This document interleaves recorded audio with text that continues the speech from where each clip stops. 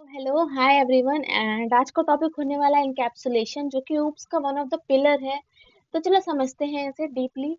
तो problem statement से ही समझेंगे, ठीक है। तो सबसे पहले प्रॉब्लम समझो। तो मान लो तुम कंपनी में एम्प्लॉय सिस्टम बना रहे हो, ठीक है। तो चलो एक क्लास बनाते हैं एम्प्लॉय नाम से। क्लास बनाया हमने एम्प्लॉय नाम से और एक फंक्शन बना लेते हैं डेफ इनिट। मेरी इनिट और सेल्फ वाली वीडियो में देखना कि इनिट और सेल्फ क्यों लिखते हैं, ठीक है, ताकि अच्छे से समझ आए हर चीज। ओहो सेल्फ। देन हम नेम लिखते हैं एम्प्लॉय का और उसकी सैलरी, ठीक है। ये दो एट्रीब्यूट्स हम डिक्लेयर करते हैं। और देन हम लिखेंगे इसमें self dot name equals to name and self dot salary equals to salary, ठीक है। अब हम ऑब्जेक्ट बनाएंगे। तो चलो हम एम्प्लॉय वन का ऑब्जेक्ट बनाते हैं जो कि है एम्प्लॉय, और उसमें नाम में क्या लिखें, एम्प्लॉय। और नाम में कुछ लिखते हैं, चलो उसका नाम है अमन। और उसकी सैलरी कितनी है, 50,000। 5,000 हुआ, 50,000 हुआ, ठीक है। अब देखो नेम में अमन आ गया, सैलरी में आर्गुमेंट्स 50,000 आ गया इस पैरामीटर के अगेंस्ट, ठीक है। हमने बनाया ऑब्जेक्ट। अब तुम सैलरी देख सकते हो। अब चलो प्रिंट करते हैं ना इसे, सैलरी को प्रिंट क्या, इवन डॉट सैलरी प्रिंट करते हैं। करें, 5,000 आ गया, 50,000 आ गया, सैलरी हो गई है। हम ये देख सकते हैं। तो हमें तो है डायरेक्ट एक्सेस, मतलब हम सैलरी भी चेंज कर सकते हैं। चलो सैलरी चेंज करते हैं। इवन डॉट सैलरी, सैलरी, चलो सैलरी क्या रखें, सैलरी रखते हैं माइनस का 60,000। 60,000 रख दिया।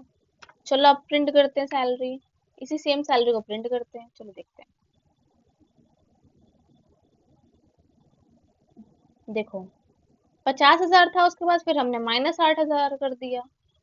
अब ये बताओ क्या अकाउंट में नेगेटिव में सैलरी हो सकती है किसी की, मतलब रियल कंपनी में अगर देखो किसी अकाउंट में पैसे कोई डाल सकता है माइनस, नहीं ना। लेकिन अब यार पाइथन तो भाई अब तुमने डायरेक्ट एक्सेस दे दिया है इसे, तो फिर ये तो कर देगा, मॉडिफाई कर दिया इसने, क्योंकि डेटा एक्सपोज है, उसके पास डेटा का एक्सेस है, वो सैलरी कर सकता है चेंज। ना ही तुमने कोई वैलिडेशन दी है, ना ही कोई कंट्रोल दिया है सैलरी के ऊपर। तुम कुछ नहीं लिखा और इसने कर दिया मॉडिफाई, अब सैलरी नेगेटिव में हो गई। तो प्रॉब्लम है ना। तो इनकैप्सुलेशन क्यों आया, इसी प्रॉब्लम को सॉल्व करने इनकैप्सुलेशन आया, जो हमने चेंज कर दिया है ना डायरेक्टली सैलरी। इसी प्रॉब्लम को ओवरकम करने के लिए इनकैप्सुलेशन आया।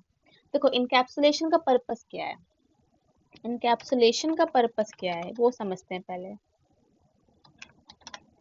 इनकैप्सुलेशन का पर्पस है कि ऑब्जेक्ट के डेटा को, ये जो ऑब्जेक्ट का डेटा है ना, जैसे सैलरी है, उसको प्रोटेक्ट करना है।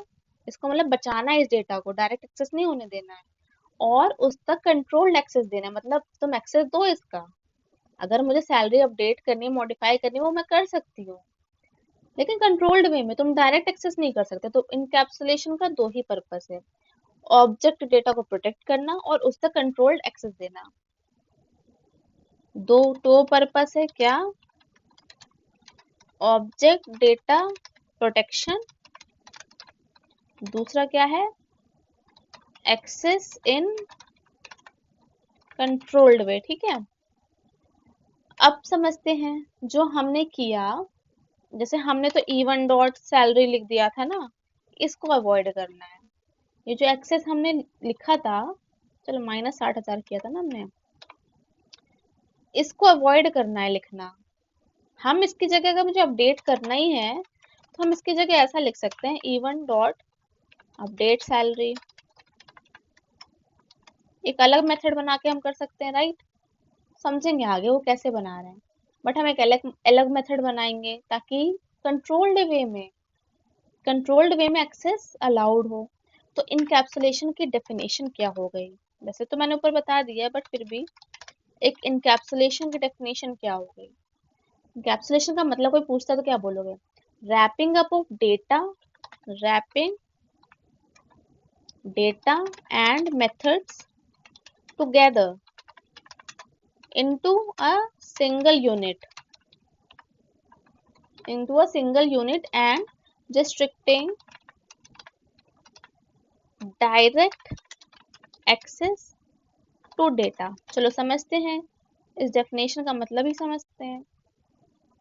इनकैप्सुलेशन कह रहा है कि डेटा और मेथड को एक सिंगल यूनिट में रखना और डेटा जो डायरेक्ट एक्सेस कर रहे हैं उसको रेस्ट्रिक्ट वे में, कंट्रोल्ड वे में एक्सेस करना। ठीक है, चलो अब इसे लाइन बाय लाइन समझते हैं। जो पार्ट 1 हम समझेंगे, रैपिंग डेटा एंड मेथड को, ये समझते हैं क्या है, इसका मतलब क्या है। चलो हमारे पास डेटा क्या होगा, हमारे पास ऊपर डेटा क्या था, नेम और सैलरी था, जो मैंने एट्रीब्यूट्स वाले वीडियो में बताया था कि डेटा क्या होता है। एट्रीब्यूट्स है ये, ठीक है। दो चीज होते थे, एक एट्रीब्यूट्स होता था और एक एक्शन, एक डेटा होता था और एक एक्शंस होते थे। डेटा हमारा एट्रीब्यूट्स होता था, एक्शन हमारे मेथड, फंक्शंस, बिहेवियर ये होते थे। डेटा क्या है हमारा, नेम, ठीक है, सैलरी, और हमारा मेथड क्या है, मेथड्स क्या है हमारे, जो हम मेथड बनाएंगे वो होगा शो डिटेल्स। कुछ मेथड अगर अपडेट कर रहे हैं सैलरी, तो अपडेट सैलरी हो गया, मतलब ये मेथड्स हो गए, ठीक है। फंक्शंस बनाना, तो सब क्लास के अंदर क्या है, क्लास हमने अगर एम्प्लॉय बनाया और हमने लिख दिया डेफ इनिट सेल्फ, ठीक है, सेल्फ, देन हमने लिखा सेल्फ डॉट नेम में राहुल, हमने ये लिख दिया, ये डेटा है हमारा। और अगर मैं लिखूं डेफ शो व्हाट सेल्फ लिखते हैं, सेल्फ, ठीक है। चलो अभी पास लिखते से समझते हैं, ठीक है, अभी फिलहाल इसको समझते हैं। ये क्या है, ये डेटा है, ये क्या है, ये डेटा है। ये वाला पार्ट अभी कोड आएगा, अभी मैंने पास लिखा है ताकि ये एरर ना आए। ये क्या है, ये क्या हुआ, ये मेथड हुआ। तो ये जो मेरी लाइन थी पार्ट 1 की, wrapping up of data and method, यही है। डेटा और मेथड को एक सिंगल यूनिट में रैप करना, एक सिंगल यूनिट, ये क्लास एम्प्लॉय है, इसमें रैप है ये डेटा और मेथड, एक ये सिंगल यूनिट में रैप होना, बंडलिंग है, रैपिंग बंडलिंग एक ही चीज है, ठीक है। उसको इनकैप्सुलेशन कहते हैं, लेकिन ये आधा ही हुआ सच। मतलब इनकैप्सुलेशन में दो पार्ट थे ना, कि wrapping up of data and methods together into एक सिंगल यूनिट। दूसरा क्या था, and restricting direct access to data, मुझे रेस्ट्रिक्ट करना है डायरेक्ट एक्सेस टू डेटा, जो कि हमने ऊपर देखा था एग्जांपल में कि क्या हुआ था अगर मैंने डायरेक्ट एक्सेस दे दिया। तो हम पार्ट 2 समझते हैं, क्या है, restricting direct access to data. ये क्या है, जैसे कि ये हुआ था, E1 डॉट सैलरी हमने लिखी थी माइनस की 60,000, ठीक है। हम नहीं चाहते कि डायरेक्ट एक्सेस करे, ये नेगेटिव वैल्यू दे। चलो पॉजिटिव वैल्यू देते तो एक बात को चलो फिर भी ठीक है, लेकिन नेगेटिव वैल्यू भी तो आ सकती है ना, जो कि गलत है। हम क्या चाहते हैं, व्हाट वी वांट, हम चाहते हैं कि अगर हम ये लिखें, मतलब हमें अगर वैल्यू सेट करनी है तो हम एक अलग मेथड बना लें और सेट कर दें। अपडेट करना तो अपडेट सैलरी भी कर सकते हैं, और यहाँ पे हम वैल्यू पास करें। अगर हम ये चाहते हैं, हम डायरेक्ट एक्सेस नहीं चाहते, हम ये चाहते हैं कि मेथड के थ्रू हो, जहाँ पे वैलिडेशन होती है। इनकैप्सुलेशन का मतलब ये हुआ, दो पार्टों में डिवाइड किया। लेकिन अब एक्सेस लेवल होते हैं पाइथन में, जैसे कि पब्लिक, प्रोटेक्टेड, प्राइवेट, ये तीन चीज होती है। तो समझते हैं पब्लिक क्या है। पब्लिक होता है, एक्सेस अलाउड है, जो हमने समझा, जो हमने ऊपर किया था ना, नेगेटिव वैल्यू कर दी थी, 60,000 कर दी थी सैलरी, वो पब्लिक है, जो कि पाइथन ने इजिली कर दिया चेंजेस, ठीक है। दूसरी चीज क्या होती है, पब्लिक मतलब समझ गए ना, सबके लिए ओपन है, हम एक्सेस कर सकते हैं, चेंजेस कर सकते हैं। दूसरा होता है प्रोटेक्टेड।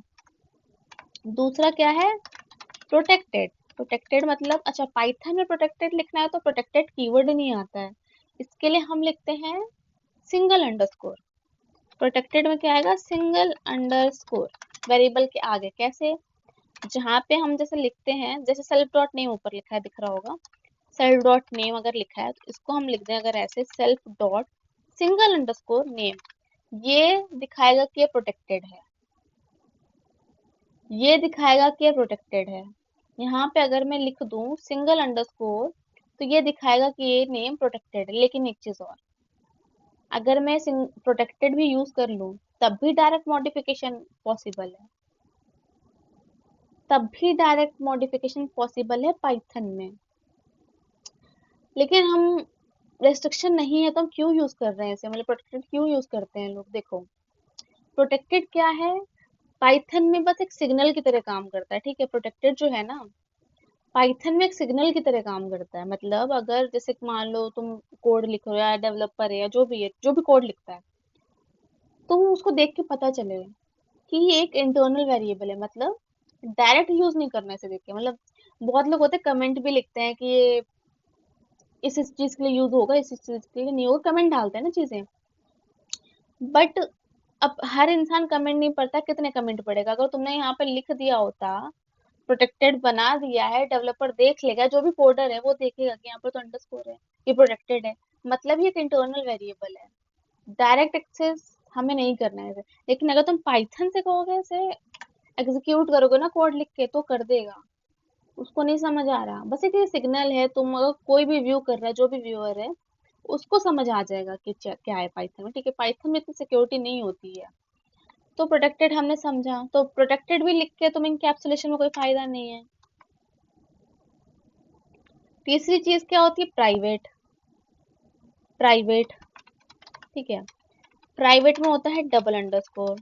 डबल अंडरस्कोर इसका मतलब क्या है, अगर जैसे सेल्फ डॉट नेम है, ये कैसा होना चाहिए, self dot double underscore name, ये हो गया प्रोटेक्टेड, सॉरी ये हो गया प्राइवेट, ये हो गया प्राइवेट मेंबर। समझे। तो अगर मैं लिखूं, एक कोड लिखते हैं चलो, अगर मैं क्लास बनाऊं एम्प्लॉय, ठीक है, मैंने एक फंक्शन बनाते हैं डेफिनिट नाम से, जिसमें सेल्फ, अभी हम सैलरी दे देते हैं यहाँ पे। मुझे कोई पैरामीटर आर्गुमेंट्स लेने नहीं है, तो यहाँ पे लिखते हैं self dot self double underscore. Protected बनाना है तो डबल अंडरस्कोर सैलरी लिखा हमने, जिसमें मैंने डाल दिया 50,000।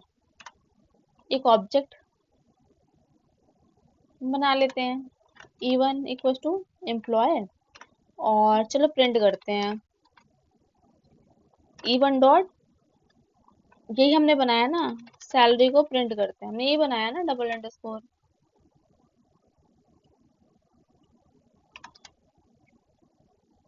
ठीक है। अब देखो, अच्छा ऊपर वाली चीजें भी वो हो जाएंगी। इसको करते हैं कमेंट आउट, देन इसको करते हैं कमेंट आउट, ठीक है। चलो अब इसे रन करते हैं, अब देखते हैं क्या देता है ये। एरर देगा ये तो। देखो क्या दिया इसने, एट्रीब्यूट एरर, ठीक है। Employ object has no attribute double underscore salary, उसके पास नहीं है। एट्रीब्यूट मतलब डेटा ही होता है। वो ये कह रहा है कि इसके पास डबल अंडरस्कोर सैलरी है ही नहीं। तुमने देखो इसे प्राइवेट बना दिया, ऑब्वियस सी बात है। अगर मैं चल प्रोटेक्टेड लिखती ना, ये कर देता रन। ये देखो,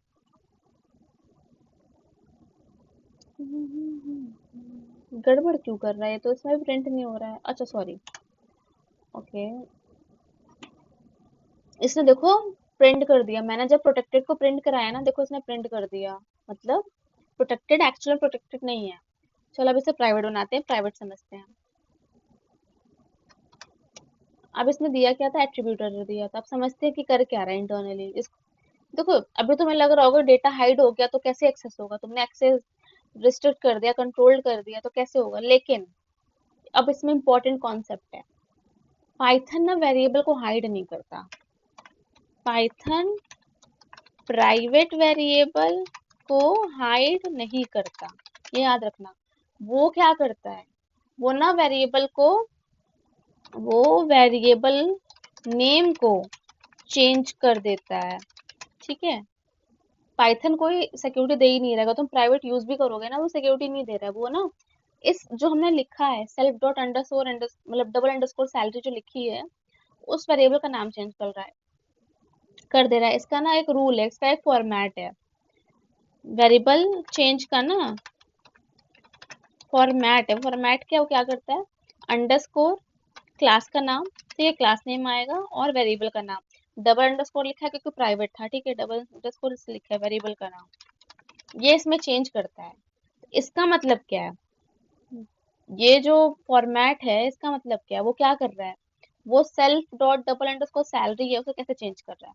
क्लास का नाम लिख रहा है अंडरस्कोर, क्लास का नाम क्या एम्प्लॉय है, ठीक है, फिर डबल अंडरस्कोर में क्या सैलरी है, वो इसमें चेंज कर रहा है, ठीक है। वो कर किस में रहा है, इसमें चेंज कर रहा है। अब तुमने कॉल क्या किया, even dot salary double underscore salary, Python ने तो उसका नाम ये रख दिया है, ठीक है, पाइथन ने तो नाम ये रख दिया है, तो उसको कैसे वो कॉल करेगा, मतलब कैसे वो बुलाएगा, उसे प्रिंट कराएगा। अगर मैं नाम चेंज कर दूं, अगर मैं नाम चेंज कर दूं, अगर मैं ये लिख दूं प्रिंट इवन डॉट, जो क्लास का नाम है एम्प्लॉय अंडरस्कोर अंडरस्कोर सैलरी, अगर मैं ये लिख दूं, तो तुम्हें क्या लगता है प्रिंट होगा। वो कुछ तो गड़बड़ कर रहे हैं।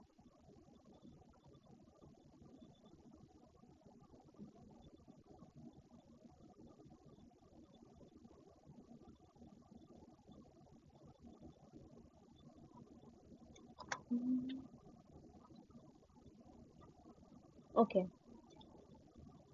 ठीक है, ये कॉल हमें करना ही नहीं था, ठीक है। अब देखो, हम अगर ये जो हमने वेरिएबल पाइथन ने चेंज किया था, इस नाम में चेंज किया था, अगर हम उससे कॉल करते हैं ऑब्जेक्ट को, उस वेरिएबल के नाम से कॉल करते, देखो उसने प्रिंट कर दिया, तो मतलब देखा जाए तो ये भी प्राइवेट मतलब सिक्योर तो है नहीं।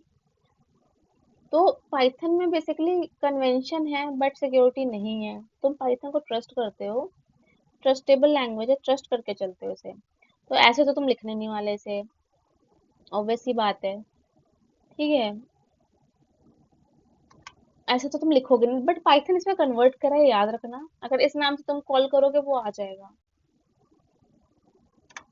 तो हम देखते हैं, इट विल बी एग्जीक्यूटेड, ठीक है, इतना समझ गए। मतलब पाइथन, अच्छा ये जो नाम चेंज करे, जो प्रोसेस हो रहा है, इस प्रोसेस को बोलते हैं, the name change process is called name mangling, इसको कहते हैं नेम मैंगलिंग, याद रखना। कोई पूछे नेम मैंगलिंग क्या होता है तो यू कैन टेल, ठीक है, प्राइवेट वेरिएबल को, प्राइवेट वेरिएबल का नाम चेंज कर देना इज नेम मैंगलिंग, ठीक है। तो डायरेक्ट एक्सेस फेल हो गया था, लेकिन अगर तुम उस नेम मैंगलिंग में जो भी कन्वर्ट हुआ है, कन्वर्जन हुआ है, जिस भी वेरिएबल के नाम पे उससे एक्सेस करते हो, मतलब फॉर्मेट है इसका, जिस भी नेम, क्लास नेम अंडरस्कोर मतलब वेरिएबल नेम से अगर एक्सेस करते हो तुम एक्सेस कर पाओगे। तो इसीलिए कहते हैं पाइथन में प्राइवेट कुछ नहीं है, सिक्योरिटी कुछ नहीं है, बस एक एक्सीडेंशियल, कह सकते हैं एक्सीडेंटल एक्सेस प्रोटेक्शन के लिए बचाता है, गलती से ना कर दो, मतलब तुम ऐसी कॉल करोगे राइट, वो चीजें प्राइवेट है। चलो अब प्राइवेट अगर तुमने कर ही दिया है, लेकिन तुम्हें डेटा को मॉडिफाई करना है, डेटा रीड करना है, अब तुम्हारे पास डायरेक्ट एक्सेस नहीं है, you don't have direct access, तो तुम्हें किसी के थ्रू तो करना पड़ेगा। तो दो चीजें हैं, अगर तुम्हें रीड करनी है वैल्यू, वैल्यू चाहिए, तो हम यूज करेंगे गेटर, मतलब वैल्यू गेट करनी, गेट मतलब गेटर फंक्शन हम बनाएंगे, ठीक है, इसका नाम तुम गेट भी रख सकते हो, ऐसा कुछ कीवर्ड नहीं है ये, but getter and setter mostly industry में यूज होता है। तो अगर तुम्हें वैल्यू रीड करनी है तो हम बनाएंगे गेटर, एंड अगर वैल्यू सेट करनी है या मॉडिफाई करनी है तो हम यूज करेंगे सेटर, मतलब वैल्यू सेट करनी है। ये समझ के, तो हम इन दो मेथड के थ्रू हम चीजें करने वाले होंगे। सबसे पहले हम समझते हैं गेटर क्या है, गेटर क्या बनाते हैं, ठीक है। हमने बनाया था क्लास एम्प्लॉय, और हमने फंक्शन बना लेते हैं जिसमें हम सेल्फ डॉट सैलरी में 50,000 डाला था, फिर हम एक बना लेते हैं, अब हमें वैल्यू चाहिए रीड करनी है, डायरेक्ट एक्सेस तो है नहीं मेरे पास, तो हमने बना लिया गेट अंडरस्कोर सैलरी सेल्फ और रिटर्न कर देते हैं। इस वैल्यू हमें चाहिए ना, हमें कुछ करना नहीं, हमें वैल्यू देखनी है। चलो अब एक ऑब्जेक्ट बनाते हैं E1 इक्वल्स टू एम्प्लॉय, और हमें तो वैल्यू देखनी है, तो हम कर देते हैं print E1 dot get salary, get underscore salary. ठीक है, एक तो ये फंक्शन है तो ये आएगा। तो अब समझो, उसको हटा देते हैं अभी के लिए।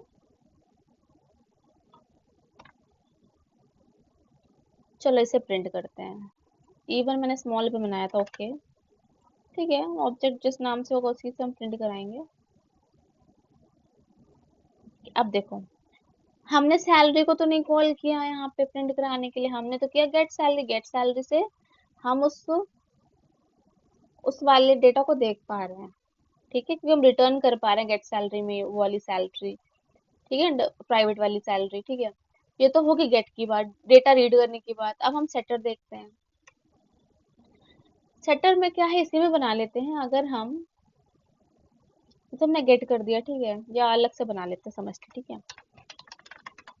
हम बनाते हैं क्लास एम्प्लॉय, फंक्शन बना लिया हमने डेफ इनिट सेल्फ करके, जिसमें हमने सैलरी डाल दी।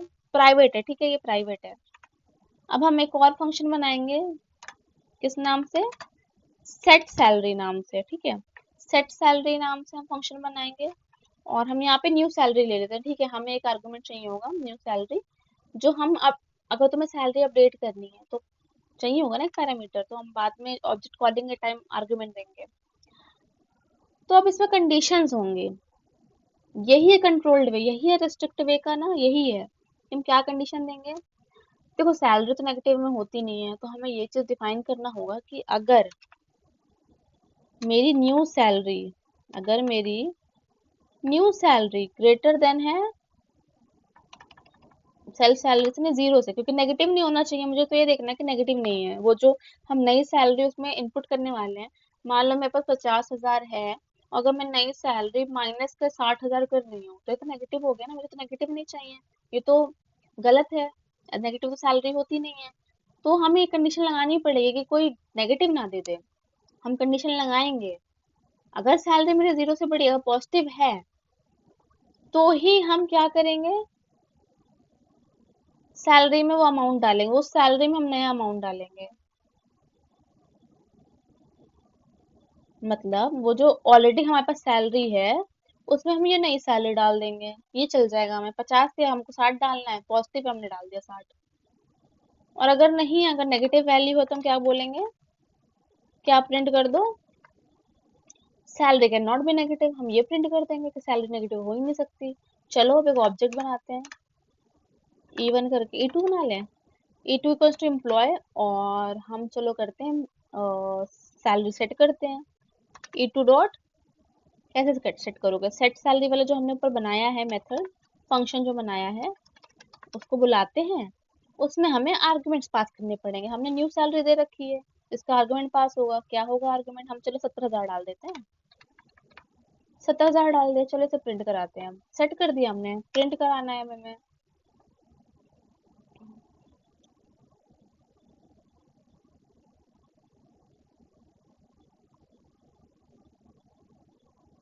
अच्छा, पुराने वाले को हम एक बार हटा देते हैं।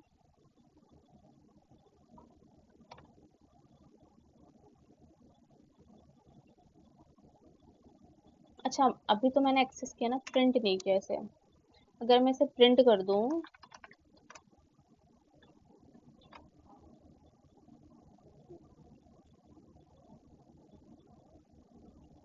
अगर मैं इसे प्रिंट कर दूं, अच्छा हमने तो कुछ रिटर्न किया नहीं है।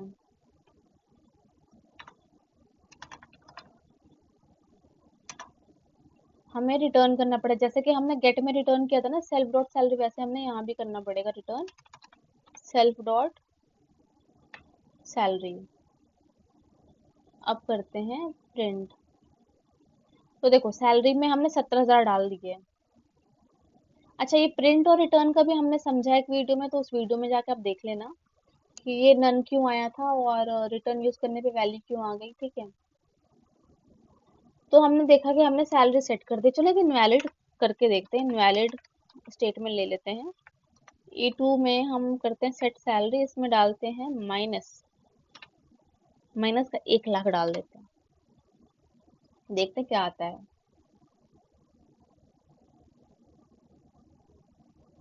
अब आता है कि salary can not be negative, ठीक है, ये कंडीशन थी। तो अब नेगेटिव, अब देखो डायरेक्ट एक्सेस है नहीं इसको सैलरी का, ये प्राइवेट हमने बना दिया था ऊपर, देखो डेटा में हमने इसे प्राइवेट बना दिया, तो डायरेक्ट एक्सेस तो कर नहीं सकता, इसके थ्रू ही एक्सेस करेगा, सेटर के थ्रू, जो हमने सेट सैलरी बनाई है। सेटर मतलब सेट करनी है वैल्यू, तो सेट सैलरी बनाई उसके थ्रू एक्सेस करेगा, राइट। तो अब हम कंडीशन हमने लगाई कि अगर भाई सैलरी 0 से बड़ी है तभी सेट करे, और हमने दूसरे में क्या दे दिया था, नेगेटिव में दे दी थी वैल्यू, सेट नहीं किया उसने, ये दे दिया कि सैलरी नेगेटिव नहीं हो सकती। तो मतलब डेटा हम अपडेट कर सकते हैं with validation, with controlled way, in a controlled way हम डेटा सेट कर सकते हैं। तो अगर इनकैप्सुलेशन का कंप्लीट फ्लो जानना है तो हमने क्या देखा कि पब्लिक में कोई प्रोटेक्शन नहीं है, प्रोटेक्टेड में भी कोई प्रोटेक्शन नहीं है, लेकिन एक कन्वेंशन है कि अगर कोई तुम्हारा कोड देख के समझ रहा है कि भाई ये तो इंटरनल वेरिएबल है, ये हम यूज नहीं कर सकते, डायरेक्ट एक्सेस के लिए यूज नहीं कर सकते, लेकिन पाइथन को ये बात समझ नहीं आएगी, पाइथन कर लेगा यूज, अगर तुम एग्जीक्यूट करोगे रन हो जाएगा, जैसे कि मैंने दिखाया थोड़ी देर पहले। तो एक कन्वेंशन है प्रोटेक्टेड। प्राइवेट अगर देखें तो प्राइवेट डेटा हाइड नहीं कर रहा है, ठीक है, पाइथन में प्राइवेट डेटा हाइड नहीं कर रहा है, वो क्या कर रहा है, नेम मैंगलिंग कर रहा है। इसका मतलब क्या, वेरिएबल का नाम चेंज कर दे रहा है, उसका फॉर्मेट क्या है, अंडरस्कोर क्लास नेम, और प्राइवेट का जो भी है वेरिएबल है वो आ जाएगा। तो ये चीज कर रहा है नेम मैंगलिंग के थ्रू। फिर हम क्या यूज करते हैं, अगर हमें डायरेक्ट एक्सेस बंद है हमारे लिए, तो हम कुछ तो फंक्शन बनाएंगे उसे एक्सेस करने के लिए, और अगर हमें डेटा रीड करनी है तो हम यूज करेंगे गेटर, अगर हमें डेटा सेट करना है, मॉडिफाई करना है, अपडेट करना है, तो हम यूज करेंगे सेटर, मतलब कंट्रोल्ड वे में हम एक्सेस लेंगे। तो यही है फाइनल लाइन, ये समझना कि पाइथन में इनकैप्सुलेशन का मतलब ये नहीं है कि डेटा को 100% हाइड कर दो, पाइथन में मतलब नहीं है। पाइथन को कह सकते हैं कि एक ट्रस्ट बेस्ड लैंग्वेज है, तो इसलिए जो इसमें प्राइवेट वेरिएबल्स भी हैं जो हमने समझा कि एक्चुअली वो नेम मैंगलिंग के थ्रू इम्प्लीमेंट होते हैं, मतलब वेरिएबल का नाम चेंज हो रहा है। जहां हमने देखा था कि अंडरस्कोर मतलब डबल अंडरस्कोर सैलरी जो प्राइवेट वेरिएबल है, वो इंटरनली क्या बन गया था, अंडरस्कोर एम्प्लॉय जो क्लास नेम था, एंड डबल अंडरस्कोर सैलरी जो कि हमारा डेटा था। तो एक्चुअल इंकैप्सुलेशन का जो फ्लो है वो ये है। आई होप आपको समझ आया होगा, अगर कोई भी लाइन समझ नहीं आई है तो आप कमेंट कर सकते हो, और अगर आपको वीडियो पसंद आई तो आप लाइक करो, शेयर करो, सब्सक्राइब करो, एंड मिलते हैं अगली वीडियो में, ठीक है, बाय बाय।